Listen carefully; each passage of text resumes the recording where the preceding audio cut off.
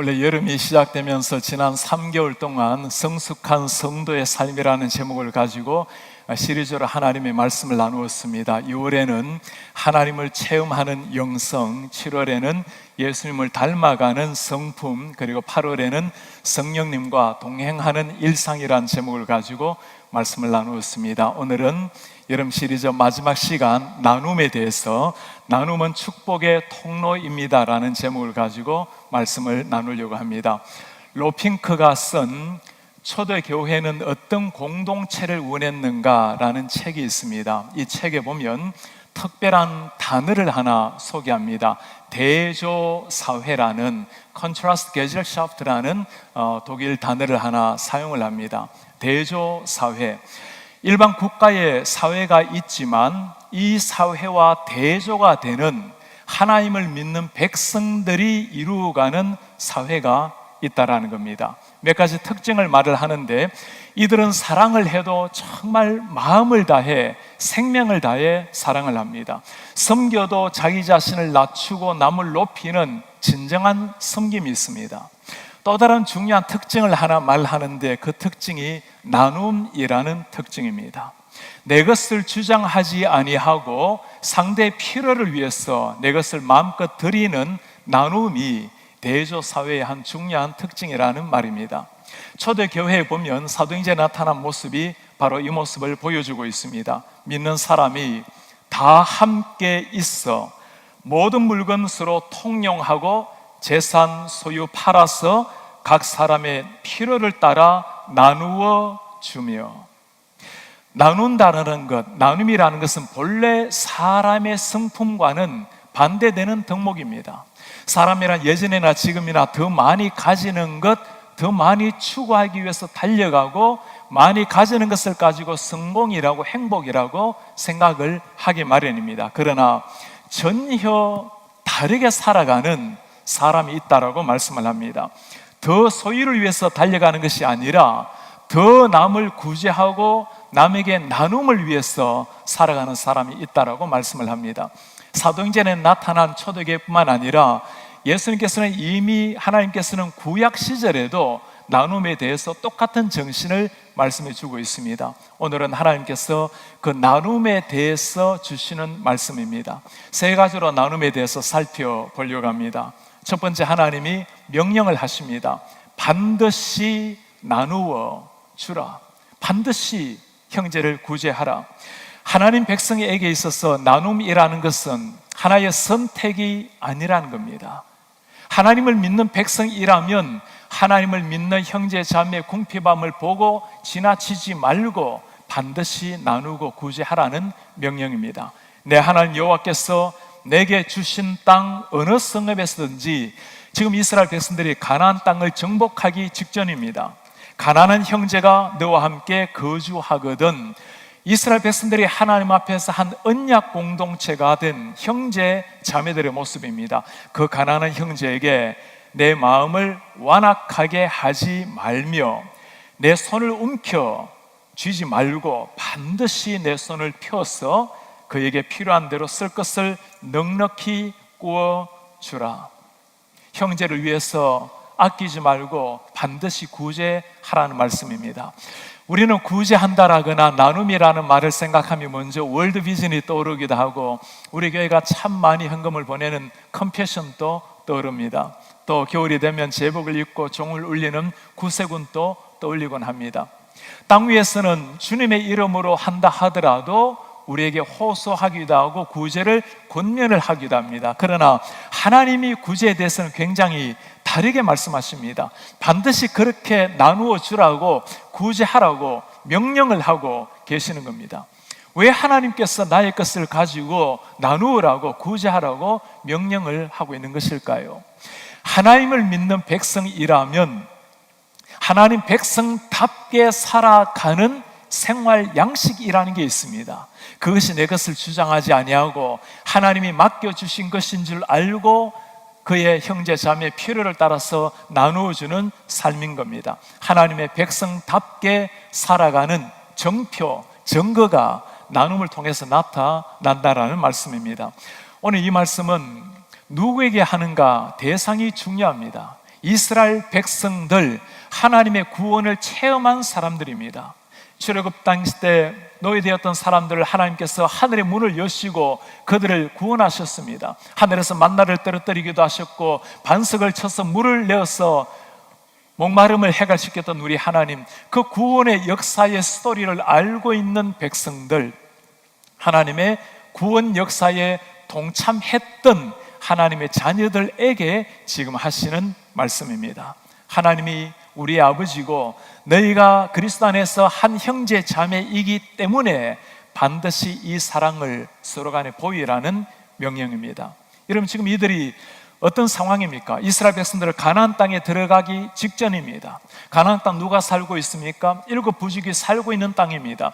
그들은 모두가 한결같이 가나안 신, 바알 신, 아스타롯 신을 섬겼던 사람들입니다. 왜 이렇게 우상을 섬기고 우상에게 절을 하고 있을까요? 당시 때 바알 신이라는 것은 하늘에서 물을 내리고 불을 내리는 신으로 인식이 되었습니다. 농경 목축하는 사람들에게 가장 중요한 것은 때에 맞는 물입니다. 그러니 바알 신에게 머리를 조아려야 알맞는 비를 준다고 비를 내리는 신에게 풍요를 위해서 우상을 섬겼다라는 말씀입니다. 어떤 상황이죠? 너희들이 들어가는 그 가나안 땅은 먹고 사는 것 때문에 더 많은 풍요를 위해서 우상을 섬기는데 너희들은 다른 세상을 살라는 겁니다. 사람들은 더 추구하기 위해서, 더 많이 소유하기 위해서 우상 앞에 머리를 숙이지만 하나님을 믿는 너희들은 우상이 아니라 하나님 앞에 무릎을 꿇고 하나님의 백성으로 더 나누어주는 구제하는 삶을 살라라는 말씀입니다. 일반 세상과 확연하게 구별되는 대조사회의 삶을 살라라는 명령입니다. 어느 정도 나누어주라고 말씀할까요? 9절에 보면 나누어주지 않는 것이 죄라고 말씀을 합니다. 신약에도 똑같은 말씀을 하고 있죠. 사람이 선을 행할 줄 알고도 행하지 아니하면 죄니라. 선을 행할 줄 알고도 행하지 않는 것을 죄라고 말씀을 합니다. 누구에게 하는 말일까요? 불신자에게 하는 말이 아닙니다. 믿는 백성들에게, 정말 하나님을 믿는 사람이라면 이미 믿는 사람, 믿는 형제 자매는 한 지체가 되었는데 그를 두고 그냥 지나치지 말라라는 말씀입니다. 사람들은 우리가 나눔이라는 것, 구제라는 걸 생각할 때 내가 넉넉해야 할 수 있는 것이라고 생각을 합니다. 그것이 아닌 겁니다. 하나님이 누구신지 아는 사람, 그분이 우리를 구원하셨고 그분이 우리를 한 형제 자매로 만드셨다라는 것을 진실로 믿는 사람이 할 수 있는 것이 나눔이요 구제입니다. 나눔이라는 것은 소유의 넉넉함에 있는 것이 아니라는 겁니다. 하나님 안에서 한 지체가 된 사람, 한 아버지를 모신 사람이 하나님의 말씀에 순종하여 할 수 있는 것이 나눔이요 구제입니다. 지난 주일에는 물질에 대해서 설교를 하면서 땅 위에 살아가면서 하나님과 가장 강력하게 싸우는 하나의 실체가 물질이라고 말씀을 드렸습니다. 이 만문신에게 지배를 당하지 않는 가장 확실한 정표가 오히려 이 물질의 신에 굴복하지 않고 물질을 나누어 주는 삶입니다. 하나님을 주인으로 모신 사람, 하나님이 나에게 맡기셨다라는 청지기의 인식이 있는 사람은 내가 살아있는 날 동안에 나의 것으로 누군가에게 나누어 주므로 그를 그리스도 안에서 세우는 일이 만몬신에 대적하는 확실한 증거라는 말씀입니다. 자크 헬룰이 이 부분에 대해서 한 말이 있습니다. 돈의 법칙에 위배되게 행함으로써, 여러분 돈의 법칙이라는 게 뭡니까? 우리를 지배하는 통치하는 힘 아닙니까? 돈을 모독하는 탁월한 행위가 있다. 그게 베품, 나눔이라는 말입니다. 베품은 경쟁과 매매의 세상 속으로 은혜가, 하나님의 은혜가 뚫고 들어오게 하는 행위다. 우리 교회도 원래 글로컬 교회라는 비전을 가지고 우리 이 지역과 세계 열방을 향해서 함께 나아가고 있습니다. 우리가 1월에 글로컬 교회를 표방하면서 두 가지 표어를 여러분 제창했는데 혹시 기억이 나십니까? 한인 사회를 위해서 우리가 무엇을 해야 될지, 우리 곁에는 KCBC가 있다. 그가 믿는 사람이든지 믿지 않는 사람이든지 어떤 상황 속에서도 한인으로 살아가면서 눈물 흘릴 때 남몰래 베갯잎을 눈물로 적셔야 될 때 우리 곁에는 KCBC가 있다. 그가 믿는 사람이든 믿지 않는 사람이든 KCBC로 말미암아 힘을 얻게 하는 교회, 그리고 한인 사회가 기뻐할 때까지라고 말씀을 드렸어요. 이 지역에는 모든 한인들이 정말 하나님 앞에서 기쁨을 누릴 때까지 우리가 구제한다고 얼마나 가겠습니까? 그러나 그 구제와 사랑 나눔을 통해서 마침내 만나야 될 주님을 만날 때, 그때 눈물 없는 한인사회, 하나님을 만나서 진정 기뻐하는 한인사회가 될 것을 믿고 우리가 글로컬 교회 비전을 표방을 했습니다. 그것이 주님이 오실 때까지 우리가 시대와 관계없이 주님 나라 갈 때까지 이루어야 될 우리의 사명입니다. 이번에 우리가 Rise Against Hunger 프로그램을 가지고 함께 우리 북녘 땅의 형제 자매들을 가슴에 품고 기도하고 있습니다. 언젠가 하나님의 은혜로 통일될 날이 올 것입니다. 우리가 한 나라가 되었을 때 오늘을 생각하면서 우리가 북녘 땅 동포를 위해서 함께 기도하고 그들의 굶주림을 위해서 함께 식사라도 할 수 있도록 우리가 헌금하고 함께 그들을 위해서 모여서 자녀들과 함께 밀 패키지를 쌌다라는 것을 나눌 수가 있다면 얼마나 아름다운 추억이 되지 않겠습니까? 많은 물질과 많은 사람의 도움이 필요하지만 이로 말미암아 저 흑암에 있는 영혼들이 어떤 통로를 통해서든지 하나님의 사랑, 예수님을 만날 수가 있다면 그것이야말로 우리가 할 수 있는 최고의 나눔, 글로컬 사명을 감당하는 일이 될 것입니다. 우리는 마땅히 해야 될 일이지만 우리 예수님께서는 참 특별한 약속을 하세요. 내가 조그만한 아이 소자 하나에게 한 것도 내가 기억하겠다고 주님이 말씀을 하십니다. 반드시 구제하라, 하나님의 명령입니다. 두 번째, 하나님이 우리에게 말씀해 주시는 것은 어떤 자세로 나누어 줄 것인가? 너그러이 나누어 주라고 말씀을 하십니다. 너그러운 마음으로 손을 펼쳐서 나누어 주라는 겁니다. 8절에 말씀합니다. 그에게 필요한 대로 쓸 것을 넉넉히 구워주라. 9절에 줄 때에는 아끼는 마음을 품지 말 것이니라. 마음을 열고 두 손을 펼쳐서 큰 마음으로 베풀라는 말씀입니다. 그때나 지금이나 경제적으로 윤택한 시대는 별로 없었습니다. 이 말씀이 쓰여진 것은 지금부터 3500년 전입니다. 지금보다 훨씬 더 못했던 시대였습니다. 너그러이 나누어주라. 당시의 상황이 어떻죠? 이스라엘 백성들 40년 동안 광야 생활하고 이제 가나안 땅에 들어가기 전이었습니다. 아무것도 없는 사람들입니다. 그럼에도 불구하고 넉넉하게 나누어 주라. 마음이 있어야 가능한 일이죠. 오늘 하나님께서 그 마음을 반복해서 강조를 하십니다. 7절에 내 마음을 완악하게 하지 마라. 9절에 너는 마음에 악한 생각을 품지 말라. 10절 줄 때에는 아끼는 마음을 품지 말라. 베푼다라는 것은 결국에 마음에서 시작이 된다라는 겁니다. 똑같이 사랑을 베풀어도 따스한 마음으로 사랑으로 나오는 사람이 있고 때로는 율법으로 차가운 의무감으로 할 때도 있습니다. 주님이 말씀하십니다. 마음을 담아서 따스한 마음으로 넉넉하게 베풀라. 이번에 가을이 되면 우리 교회에 참 귀한 목사님이 부흥회로 오시게 됩니다. 감자탕 교회라고 잘 알려져 있는 조현삼 목사님이십니다. 목사님께서는 1992년도에 광염교회를 개척을 하셨고 1995년부터 특별한 사역을 시작을 하셨습니다. 한국기독교연합봉사단을 만들어서 구제 활동으로 잘 알려진 교회입니다. 이 감자탕 교회라고 불리는 것은 그 교회가 한 100여 명 되는 조그만한 교회였어요. 감자탕 위에 2층을 새들어 살았던 교회입니다. 저도 그때 설교를 하러 갔었는데 강단에 올라가면 이 천장이 너무 낮아서 천장 위를 좀 뚫었어요. 목사님 머리가 천장에 닿이지 않도록. 그렇게 시작한 교회인데 이제는 10,000명 가까이 되는 참 크게 성장을 해서 한국교회에 아름다운 영향을 미치는 교회가 되었습니다. 어떤 곳이라도 사고가 나면 바로 그 자리에 온 교우들이 뛰어드는 교회로 유명합니다. 삼풍백화점, 성수대교뿐만 아니라 IT 사건, 또 인도에 난리가 날 때 어떤 쓰나미 사건, 전 세계 어느 곳이라도 도움이 필요한 손길이 오면 누군가가 교인들, 목회자와 함께 그곳으로 파송을 해서 그곳에 교회 재정을 쏘아붓는 교회입니다. 그 많은 성도가 있어도 꼭 필요한 것 제외하고는 한 달에 1,000불 이상의 재정을 남겨두지 않는 특별한 교회입니다.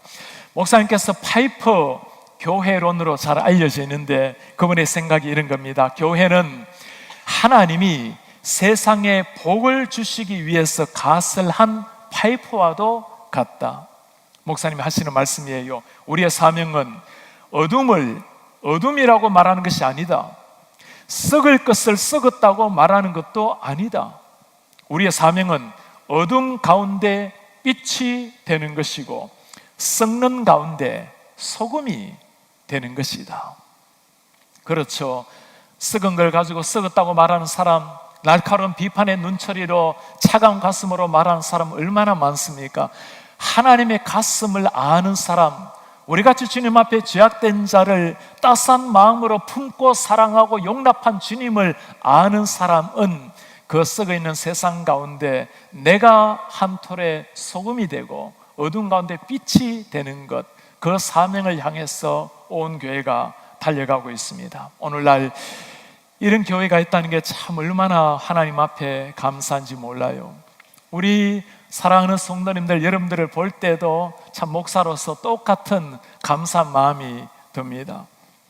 하나님께서 우리에게 주신 은혜를 따라서 우리 한인사회, 또 우리 한인교회들, 노회, 총회, 하나님께서 필요할 때마다 우리 교회가 넉넉한 마음으로 그들을 섬길 수 있도록 은혜 주신 것, 여건 주신 것 다 감사한 일입니다. 우리 교회에서 특별히 섬기다가 가신 우리 정준성 목사님, 우리 뉴저지의 주사랑교회를 섬기고 계시죠.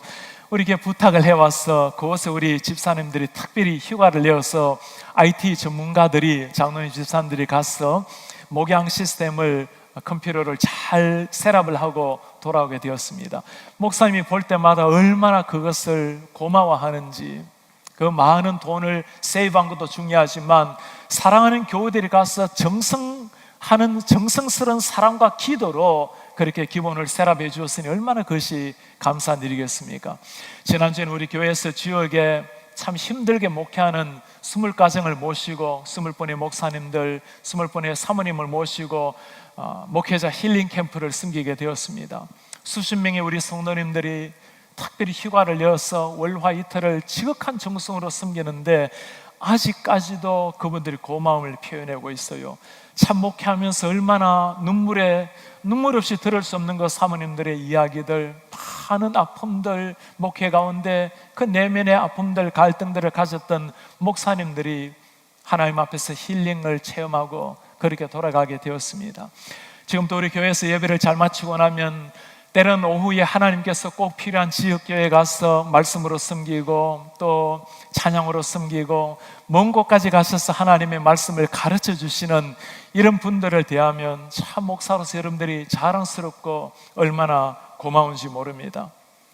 하나님께서 우리에게 하시는 부탁이 이겁니다. 너그럽게 넉넉하게 베풀라. 왜 그렇게 하나님이 부탁을 하고 계실까요? 하나님의 속성을 잘 보여주고 있습니다. 우리 하나님이 그런 분이세요. 우리는 주님 앞에 이 사랑을 받을 만한 아무런 자격이 없는 사람들입니다. 그럼에도 불구하고 하나님의 넉넉한 사랑, 넘치는 사랑, 끊임없이 주님을 배반하고 배신했지만 여전한 사랑으로 다가오시는 그 하나님의 넘치는 사랑 나눔이 하나님의 속성을 보여주는 명령입니다. 이 사랑을 받은 형제 자매라면 우리 하나님 앞에 해야 될 반응이 이것입니다. 반드시 나누어 주되 하나님이 주신 그 사랑을 기억하고 넉넉하게 나누어 주는 겁니다. 세 번째, 우리 하나님께서 하시는 약속이 있어요. 우리가 반드시 나누어 주라고, 너그럽게 나누어 주라고 당연히 해야 될 일, 주님이 주신 걸 가지고 나누는 것 뿐이지만 그래도 하나님이 약속을 하십니다. 우리가 나눌 때 하나님께서 복을 주시겠다고 약속을 하십니다. 너는 반드시 그에게 줄 것이요 줄 때에는 아끼는 마음을 품지 말라. 이로 말미암아 내 하나님 여호와께서 내가 하는 모든 일과 내 손이 닿는 모든 일에 너에게 복을 주시리라. 반드시 나누어 주라. 그리하면 하나님께서 복을 주시리라. 마치 사랑하는 아들, 딸에게 네가 내가 원하는 명령에 순종하면 너의 삶은 내가 책임을 지겠다고 하시는 약속같이 들려옵니다. 우리는 더 많이 소유하는 것을 복이라고 여기지만 주님은 전혀 다르게 말씀을 하세요. 네가 가진 것을 더 많이 나누고 더 많이 그로 말미암아 남들을 세우는 것을 가지고 진정한 복받은 인생이라고 말씀을 하는 겁니다. 왜 그렇습니까? 우리가 청직이요 모든 것이 하나님에게 잠시 주어진 것이기 때문입니다. 우리가 해야 될 일과 하나님이 하셔야 될 일이 있어요. 우리가 해야 될 일은 하나님의 말씀에 순종하는 일입니다. 하나님이 말씀하신 그대로 따라가는 게 우리가 해야 될 일이에요. 하나님이 하실 일은 뭐죠? 그렇게 살아가는 우리에게 하늘의 문을 여시고 복을 주시겠다고 약속을 하십니다. 하나님이 주시는 복은 세상과는 달라요. 세상의 복이라는 게 아무리 온다 하더라도 여러분 그물 한번 찢어져 버리면 의미 없는 겁니다. 그러나 하나님이 주시는 복은 그물이 찢어질 정도로 물고기를 많이 잡아도 찢어지지 않는 축복이 하나님이 하늘에서 내리시는 축복입니다. 여러분들의 기도와 여러분들의 사랑 그리고 관심하에 우리가 세네갈 음부르 교회 헌당식을 잘 다녀오게 되었습니다. 우리 지난 수요일 날 월화수 우리 교육자 수련회를 마치고 수요일 날 밤 비행기로 가서 목요일 날 도착을 했고, 금요일에는 아내는 우리 목회자들 그리고 사모님들 환우들을 돌봐주고, 저는 우리 지역에는 목회자들을 위해서 금요일은 세미나를 가졌습니다. 그리고 어제 토요일 헌당 예배를 마치고 어제 밤 비행기로 오늘 새벽에 도착을 하게 되었습니다. 참 많은 우리 사람들이 축복을 하러 왔어요. 시장도 오고 군수도 오고 경찰에 관계되는 사람들 그리고 이슬람 지도자들 그리고 기독교 많은 지도자들 한인 목회자들 또 선교사님들 많이들 와서 이렇게 축복하며 축하를 받게 되었습니다. 이슬람 나라의 한복판에 이 엄청난 예배당이 세워진 것 정말 기적 같은 일입니다. 이혜진 선교사님, 김희자 선교사님 모든 게 하나님의 은혜이지만 두 분께서 지난 30년간 평신도로 또 이제는 파송받은 선교사로 섬겨오면서 이미 7개 교회를 개척을 했고 그곳에 2곳에는 조그만하지만 예배당을 이미 세웠습니다. 그리고 이번에 음부르 지역에 세워진 예배당 우리가 잠시 영상으로 한번 만나보도록 하겠습니다.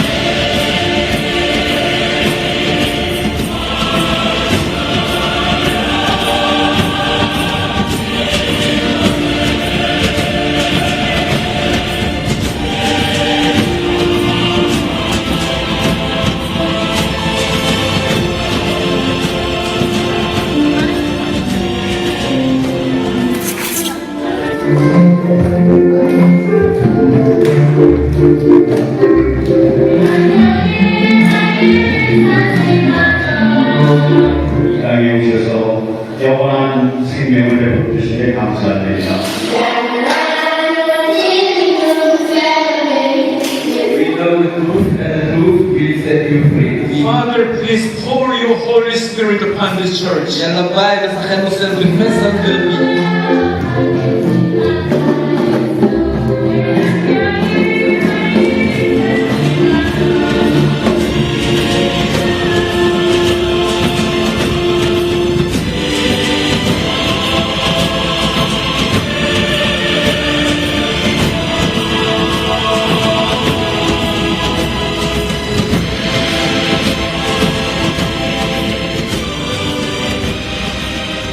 하나님께 영광의 박수를 한번 올려드리겠습니다.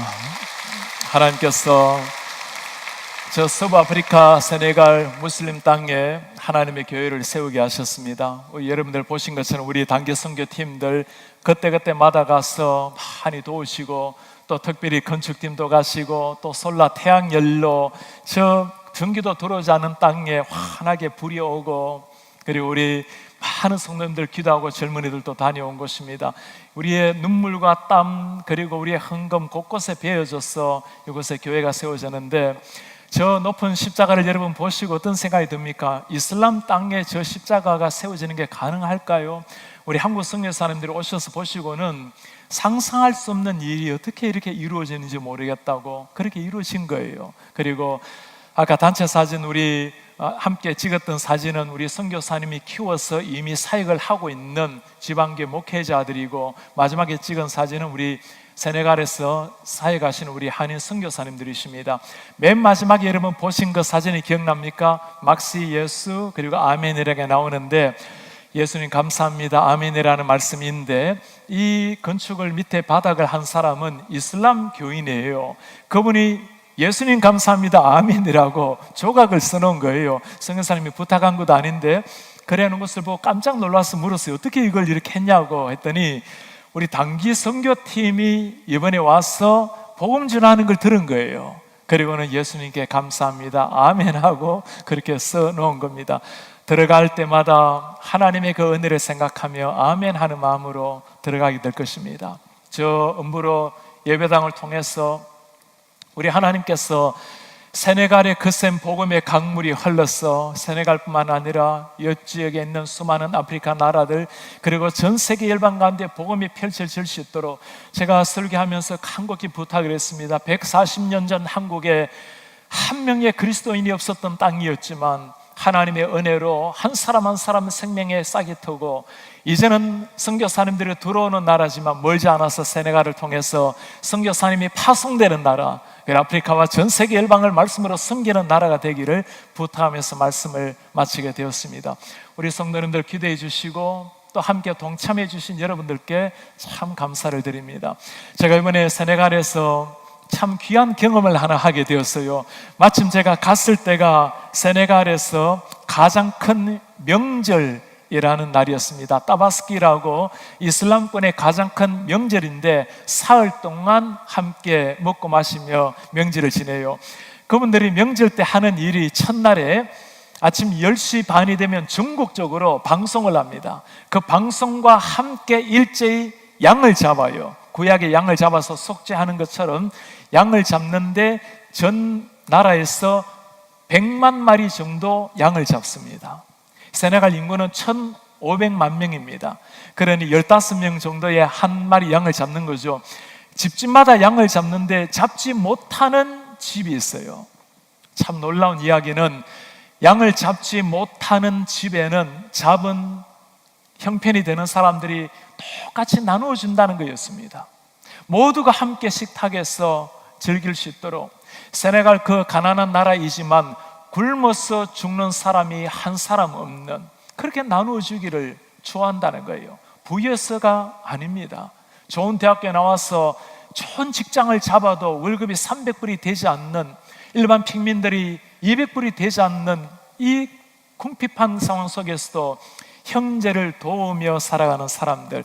제가 함께 식사를 하는데 큰 양푼위에 음식을 가득히 놓고, 그리고 음식을 손으로 이렇게 먹어요. 수백 명이 함께 축하를 하러 왔는데 곳곳에 다 앉아서, 아까 그 음식 만드는 거 보셨죠? 저희도 양을 4마리를 잡아서 음식을 나누는데 얼마나 행복해하면서 음식을 먹는지, 제가 그걸 보면서 참 많은 걸 생각하게 되었습니다. 이유가 있대요. 구약에 보면 오늘 나누어 줄 때 복이 있다라는 말씀 때문에 그렇게 살아간다는 거예요. 그 율법 때문에. 정말 하나님의 사랑을 알고 예수님을 아는 우리가 어떻게 나눔을 실행하고 살아가는지 많은 생각을 하게 되었습니다. 오늘 하나님께서 우리에게 주시는 성숙한 삶의 마지막 주제, 나눔에 대해서 말씀을 나누었습니다. 하나님을 아는 사람들, 하나님을 나의 아버지로 모신 사람들, 그리고 하나님 앞에서 우리가 한 형제요 한 자매라는 것을 정말 믿고 살아가는 사람들, 나눔을 통해서 이 하나님의 사랑을 나타내라고 말씀하십니다. 오늘 나눔을 다루면서 우리가 꼭 기억해야 될 인류 역사의 가장 귀한 한 가지 나눔이 있습니다. 우리 예수님께서 우리에게 나누어 주신 그 생명입니다. 주님께서 나눠주신 이 영원한 생명은 그냥 주어진 게 아니었습니다. 주님께서 대신 십자가를 지시고 비참하게 죽으시고 우리에게 주신 것이 영원한 생명입니다. 이 생명을 정말 아는 사람이라면 이제 우리가 나누어야 줄 것이 있어요. 사랑도 나누고 섬김도 나누고 물질로 구제하고 재능으로 구제하고 다 귀한 일입니다. 그러나 그 모든 것을 통해서 반드시 나누어야 할 것, 우리 주 예수 그리스도 그 생명의 복음입니다. 우리 주님, 우리는 마땅히 해야 될 일이지만 주님이 약속을 하셨습니다. 우리가 그렇게 나누어 살아갈 때, 넉넉하게 나누어 살아갈 때 내가 하늘의 문을 열고 너에게 복을 주리라. 네가 예수 그리스도의 생명을 나누어 갈 때 내가 생명 탄생의 기쁨을 맛보게 하리라. 우리 하나님의 말씀에 그 사랑 실천함으로 우리 하나님께서 하늘의 문을 여시고 매일 삶 가운데 복으로 함께 하시는, 하늘의 복을 누리는 하나님의 사람들 되시기를 주님의 이름으로 축복합니다.